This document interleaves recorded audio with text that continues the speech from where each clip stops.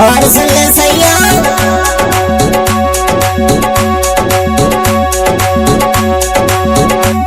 देवर मारो डंडा ना होती लड़ाई, देवर मारे डंडा ना होती लड़ाई।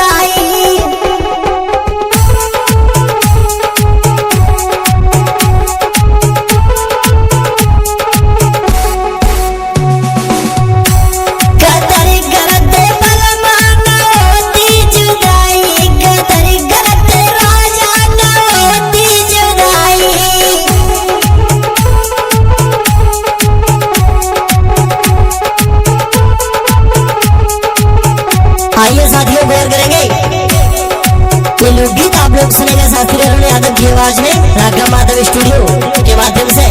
एक पत्नी और अपने पति को छोड़ करके जब चली जाती है तो पति फोन लगा करके बोली है प्रदीप भैया सास मुझसे लड़ी गई ससुर मुझसे लड़ी गए, सास मुझसे लड़ी गई ससुर मुझसे लड़ी गए।